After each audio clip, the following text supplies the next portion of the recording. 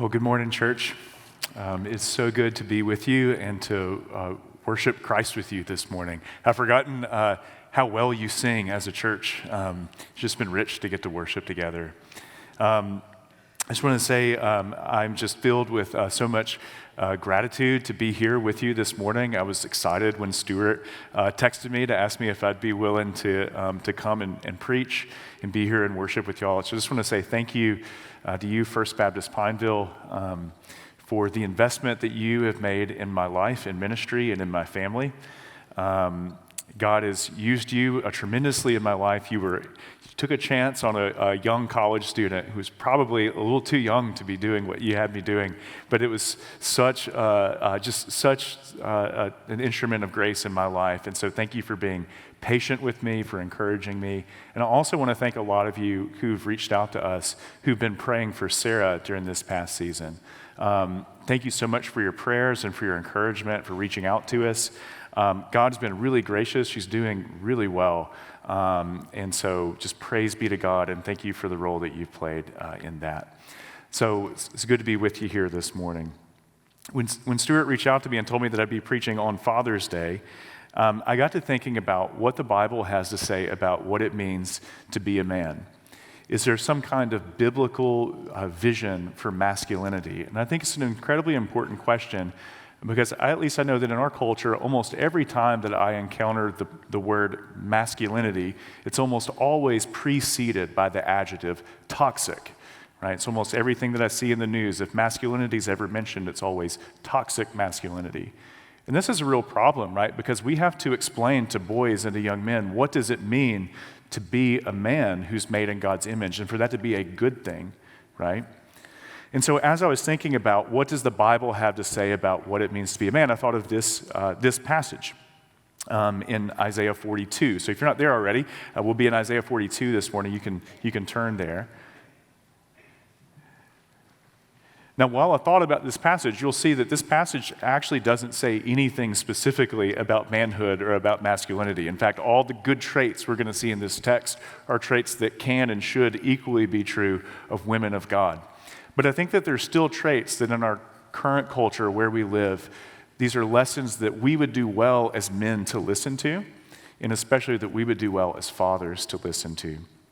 So Isaiah 42, to give you a little bit of context with where we are, Isaiah 42 is the first of a series of passages in the book of Isaiah that are often called the servant songs.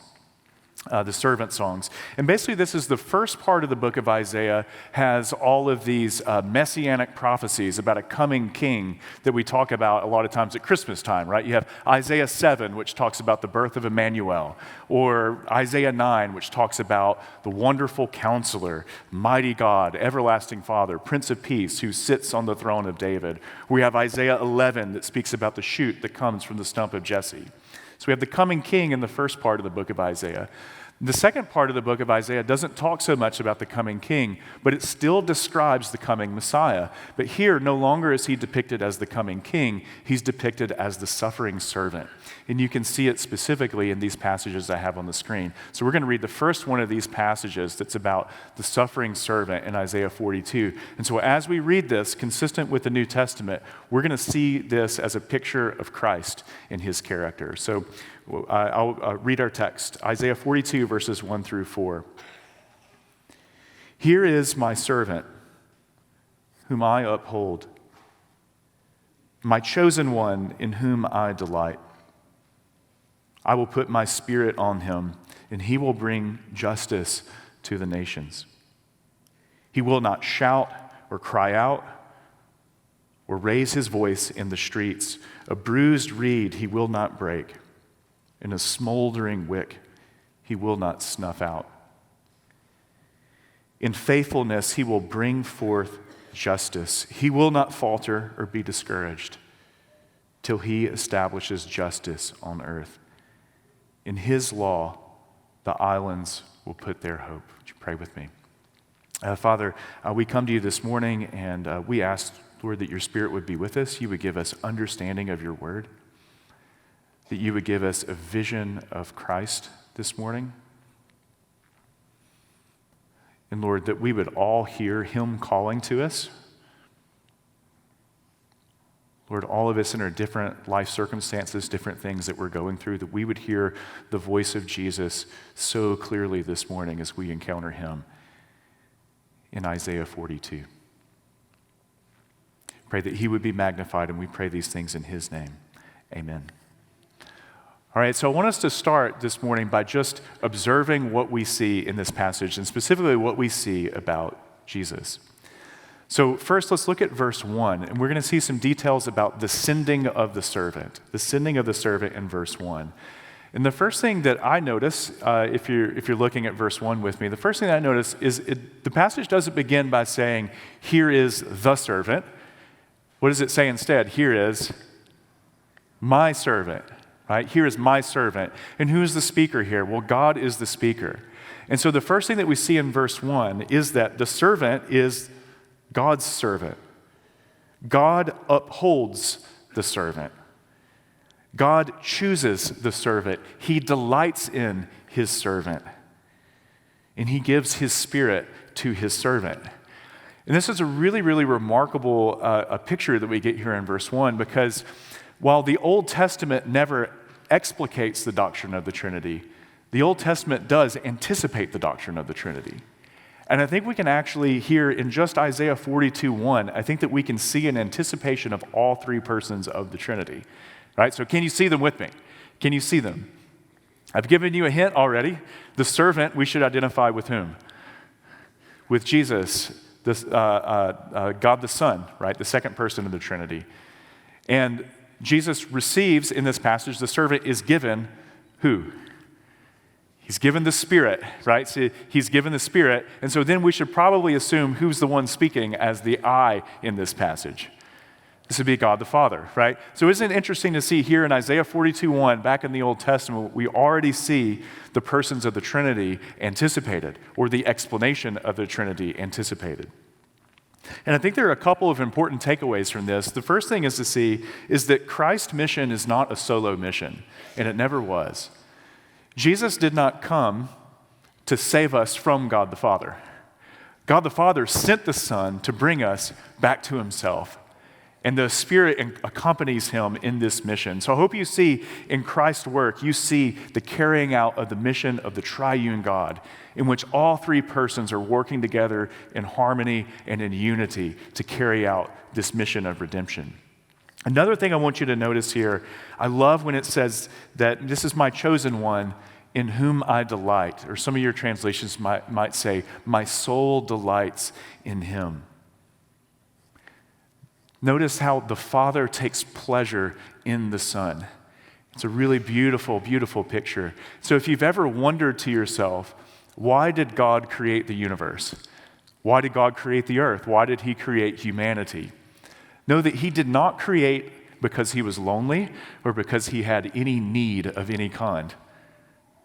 What we see in this passage is that the persons of the Trinity are actually infinitely satisfied in themselves. And it is actually the overflowing of God's delight in himself that he creates.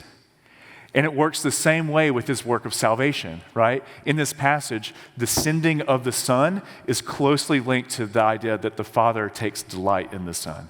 Isn't that a beautiful, beautiful picture? So I think in this passage, we get just a brief glimpse of some of the beauty and the perfection and the mystery of the triune God, as we hear that God takes delight in the servant. And so just a brief word of application. Fathers, do you take delight in your children? Are you well pleased with them, as the Father said of Jesus at his baptism? Do you tell them this? I think that the Father gives us a good example here in Isaiah 42:1. The next thing I want us to see here in Isaiah 42 is let's make some observations about the servant's mission. What has Christ come to do? And this one's hard to miss, okay? Let me reread some sections from the passage. Verse 1b, he will bring justice to the nations. Verse 3b, in faithfulness he will bring forth justice. Verse 4, he will not falter or be discouraged till he establishes justice on earth. In his law, the islands will put their hope. So what is the servant's mission? He's come to bring something, and that is what? justice, right? You can't miss it. It says it several times. And he's supposed to bring justice to the nations. He's supposed to bring justice to the nations. This requires some unpacking. First of all, the idea that the servant's mission is to bring justice would imply that our world is currently characterized by injustice, right? So this assumes that there's something about our world that is bent. There's something about ourselves that is bent. And there's something about our society that is bent. And what justice is justice is the making straight of what is bent. And this is exactly what the servant has come to do. This is what Christ has come to do. Now, when we talk about justice, and in the way that we use justice today, justice can really speak to two different sides of the same coin. Justice can at times refer to like punishing wrongdoers, right? And this is what we would mean when we talk about criminal justice, for example, or our justice system.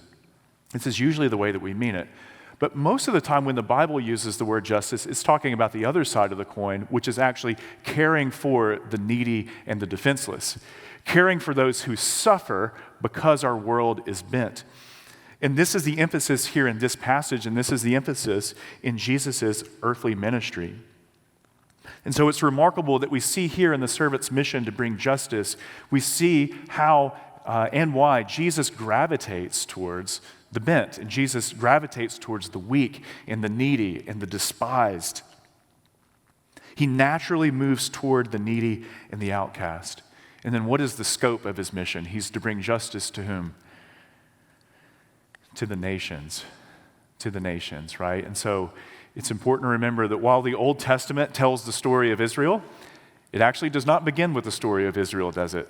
The Old Testament begins with the story of God's creation of all peoples. And the story of Israel is always within the context of God's rescue mission for all the descendants of Adam and Eve. And so we see here, this is good news for people like me who don't descend from Israel, who don't come from Jacob, that the servant's mission was to come and bring justice to all peoples, to rescue all peoples, me included. And so we see in verse 1 that the servant is the delight of the Father, but we see in verse 4 that he is the hope of the nations.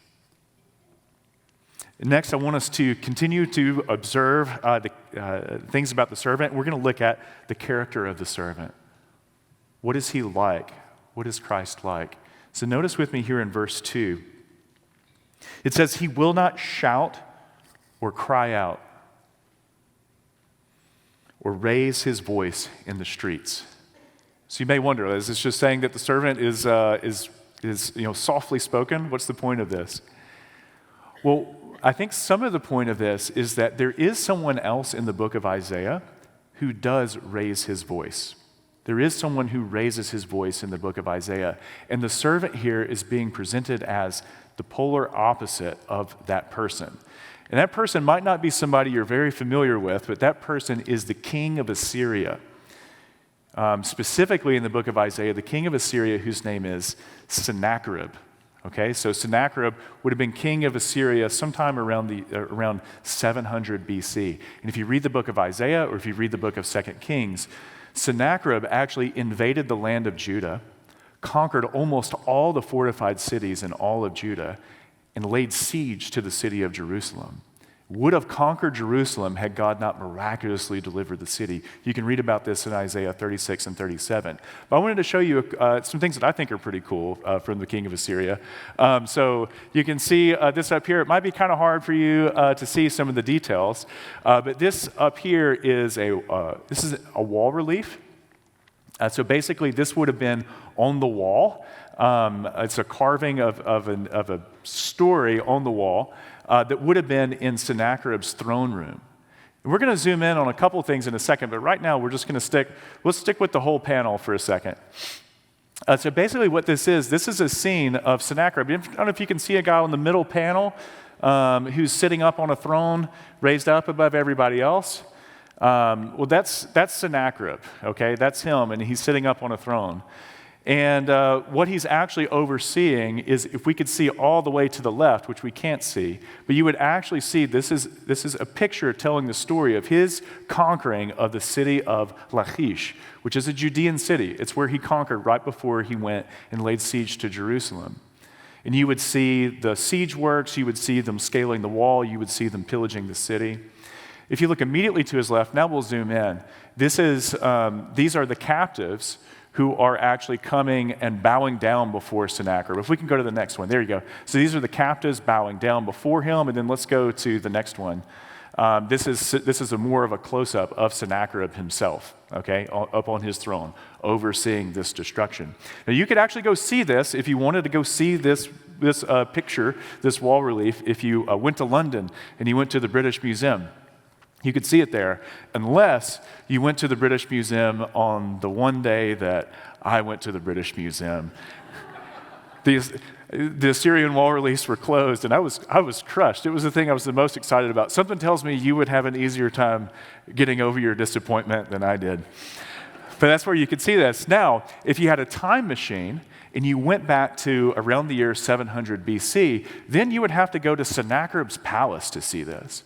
And the way it is, what would happen is, let's say that you got in a time machine, you went back to 700 BC, and you decided, you know what, I want to go see Sennacherib in his throne room. I wouldn't recommend it. Probably wouldn't be a very pleasant experience. But what would happen is, as you walk down the hall towards his throne, on each side of the wall surrounding you, you would have to walk past all these scenes depicting his victories in battle. You would see him taking prisoners. You would see them pillaging cities. You would see images of him hunting lions with a spear. And the idea is, by the time you get to this guy, he wants you to have a certain image of who he is, right? He wants you to know, I'm a bad guy, and you should be pretty impressed and intimidated in my presence. And this is actually pretty consistent with the image that we get of Sennacherib in the book of Isaiah. I wanted to read a section to you from Isaiah 37 where God actually speaks to Sennacherib. Hear what God says to Sennacherib. He says, "Who is it you have insulted and blasphemed? Against whom have you raised your voice and lifted your eyes in pride against the Holy One of Israel? By your messengers you have heaped insults on the Lord, and you have said, with my many chariots I have ascended the heights of the mountains, the utmost heights of Lebanon. I've cut down its tallest cedars, the choicest of its pines. I've reached its remotest heights, the finest of its forest. I've dug wells in foreign lands and drunk the water there. With the soles of my feet I have dried up all the streams of Egypt." And some of the poetry here might be a little lost on us, but he's very proud, and he's basically saying, I've conquered the world, and I've done it with my own hand. We see elsewhere in the book of Isaiah the king of Babylon. So Babylon succeeds Assyria as the great empire in the ancient Near East. Hear what the king of Babylon says. "You said in your heart, I will ascend to heaven. I will raise my throne above the stars of God.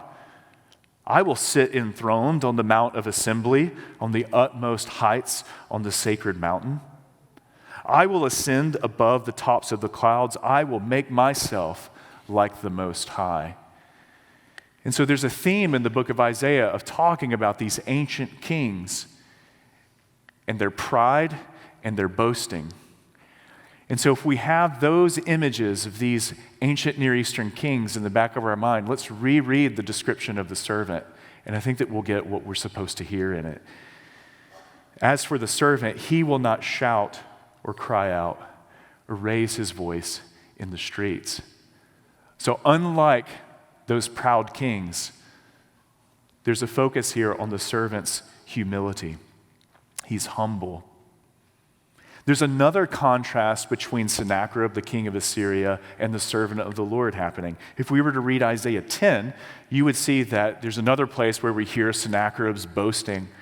And one of the things that he is very proud of is that he says that he has plundered the nations.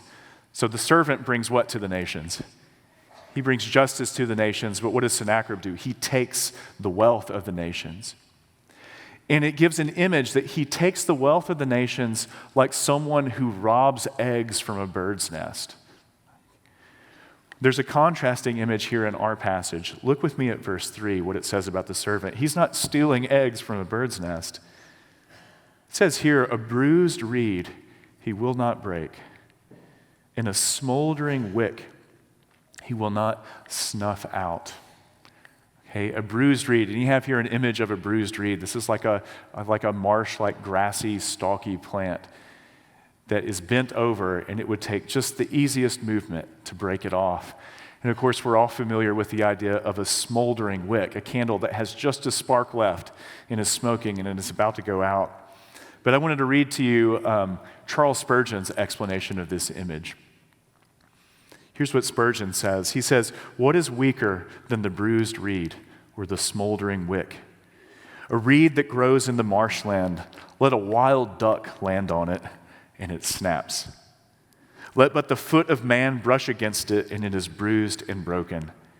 Every wind that flits across the river moves it to and fro. You can conceive of nothing more frail or brittle, or whose existence is more in jeopardy than a bruised reed. Then look at the smoldering wick. What is it? It has a spark within it, it is true, but it's almost smothered. An infant's breath might blow it out. Nothing has a more precarious existence than its flame. Weak things are here described, yet Jesus says of them, the smoldering wick I will not quench. The bruised reed I will not break. Herein is grace and graciousness. Herein is love and loving kindness, how it opens to us the compassion of Jesus. So gentle, tender, considerate. We need never shrink back from his touch. We need never fear a harsh word from him. Though he might well chide us for our weakness, he rebukes not. Bruised reeds shall have no blows from him. In the smoldering wick, no damping frowns. It's such a beautiful image, I think. And what we see here is that Christ is one who deals gently with the weak. So he is humble and he is gentle. Now, as we examine Christ's character here in Isaiah 42, we focus on his humility and his gentleness, but this actually isn't the full picture. And if we stopped right here, we could get the wrong image. I think a lot of you will probably be familiar with the famous quote of Winston Churchill, who was describing one of his political rivals, and he said that he is a humble man with much to be humble about, right? This isn't the image that we get of Christ here. So notice at the end of verse 3, the beginning of verse 4, it says, in faithfulness he'll bring forth justice. He will not falter or be discouraged till he establishes justice on earth. So the servant is victorious in his mission. He accomplishes it. And it says that he doesn't grow faint or discouraged in doing it. There's actually a word play here in the Hebrew text that's really hard to bring out in translation. When it says that he won't grow faint or be discouraged, it's actually using the exact same words that described the reed and the wick earlier in the passage. And so I wanted to give you another translation that kind of brings that out a little bit. This is the NJPS. Hear how it translates it. It says, he shall not break even a bruised reed or snuff out even a dim wick. He shall not grow dim or be bruised till he has established the true way on earth. And so the point is this, is that Christ's gentleness and humility are not the result of his own weakness.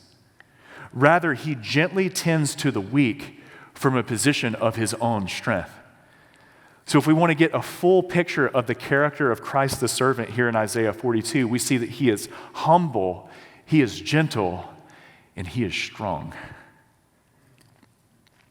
And I think as we come back to it, I began this morning by talking about that. What does the Bible have to say about masculinity? What does the Bible have to say about what it means to be a man? And again, there's nothing specifically about men in this, right? We want women of God who are humble and gentle and strong as well.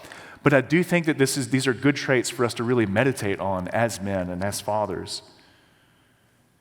We see in Christ the humble and gentle exercise of strength on behalf of the weak. And as we see this contrast in this passage between these ancient proud kings and Christ the servant, This is a contrast that is extremely relevant for us today, is it not?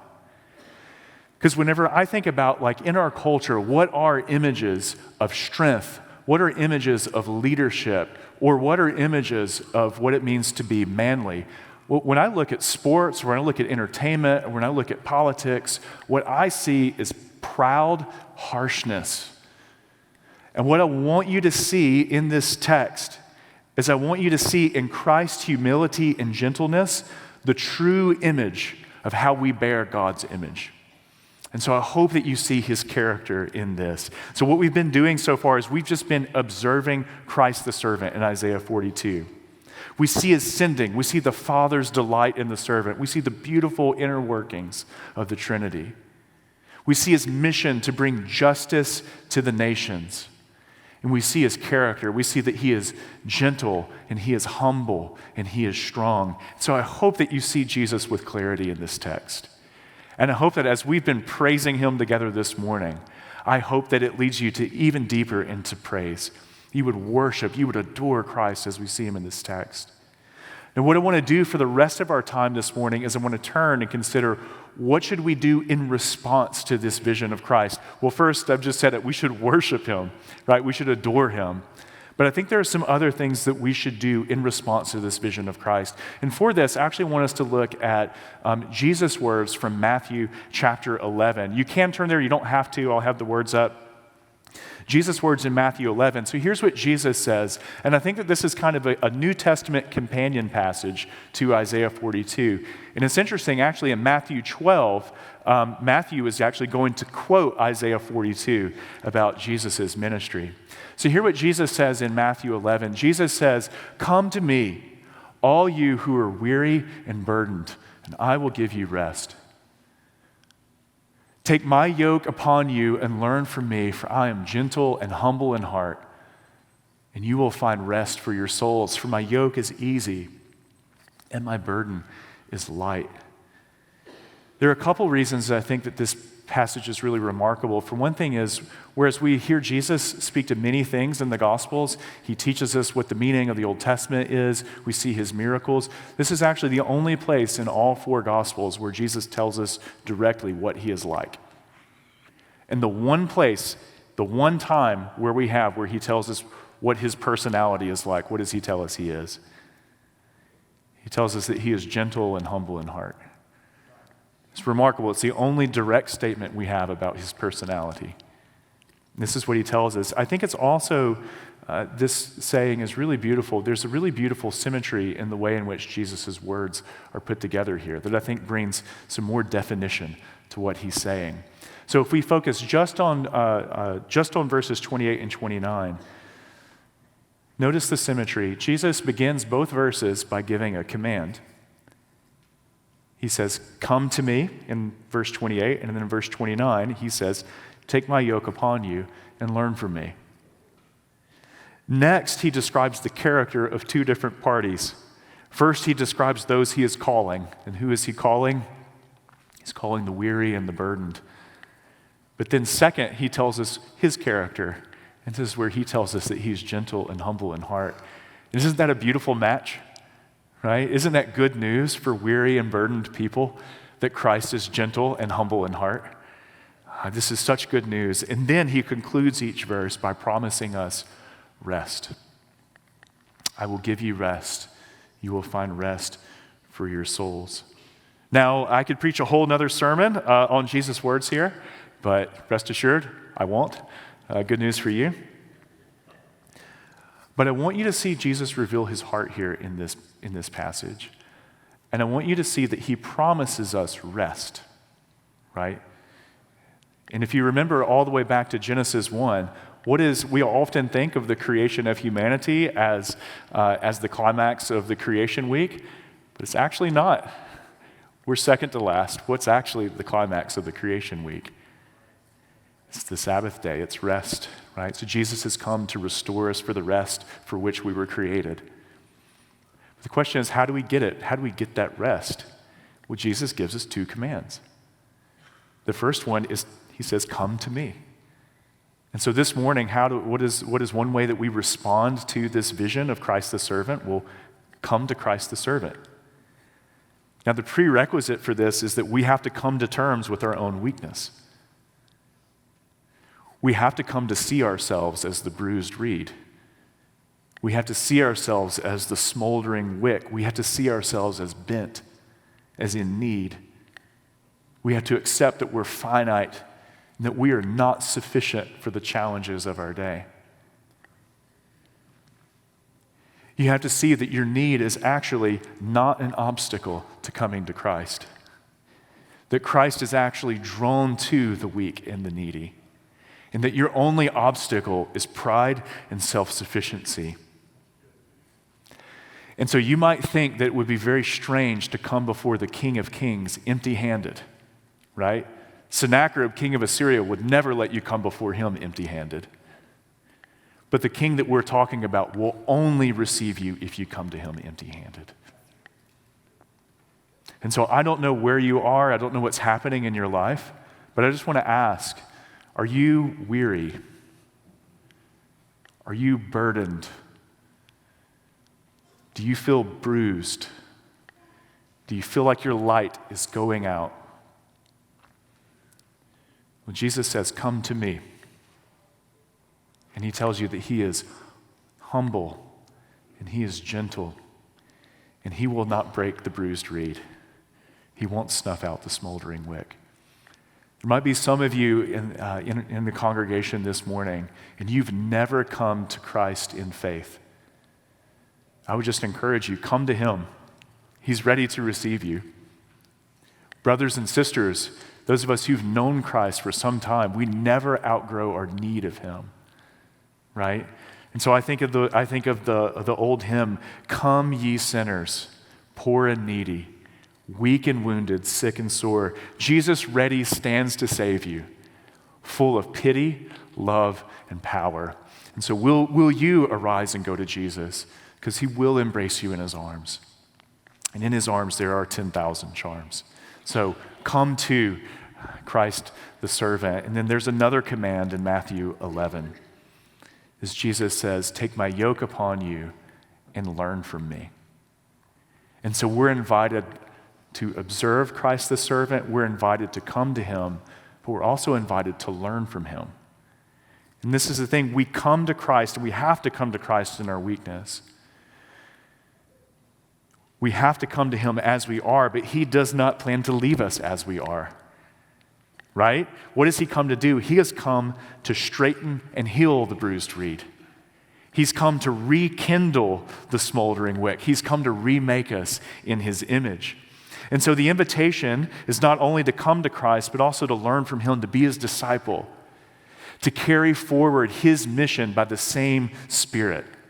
And so let me ask you, brothers and sisters, do you care about justice for the suffering?